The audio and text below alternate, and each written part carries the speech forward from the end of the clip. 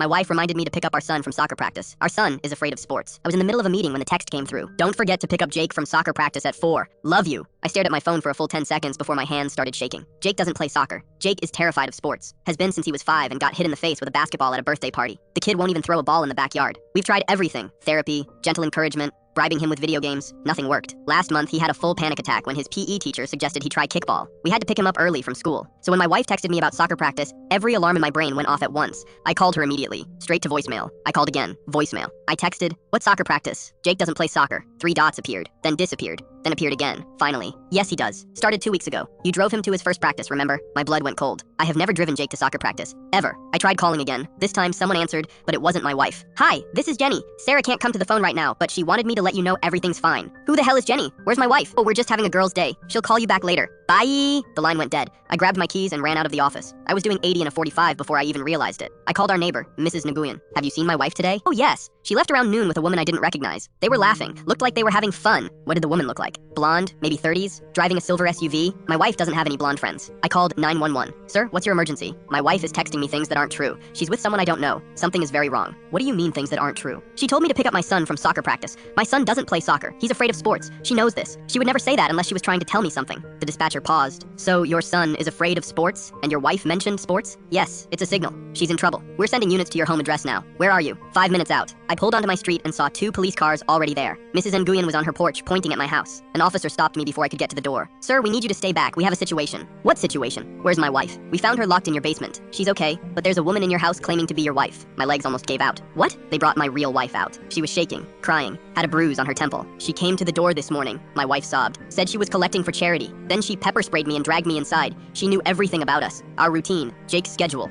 your work. She kept saying she deserved this life more than I did." The woman, the fake wife, was brought out in handcuffs. She was screaming, "I would have been better for him. I would have been the perfect wife. She doesn't even appreciate what she has." Turns out she'd been stalking us for months, watching through our windows, going through our trash, building a complete profile of our family. She'd planned to kill my wife and take her place. Would have worked too if she'd done literally any research on our son. Later that night, Jake was sitting on the couch between us, completely oblivious to what happened. "Dad, why are there police cars outside?" I looked at my wife. She was holding my hand so tight her knuckles were white. "Just some confusion, buddy. Everything's okay now." My wife leaned over and whispered, 6 years of him refusing to play sports just saved my life." I pulled them both close. "Remind me to never make him try out for Little League again." Jake looked up confused. "Why would I ever play sports? Sports are scary." "You're absolutely right, son. Sports are terrifying. Don't ever change."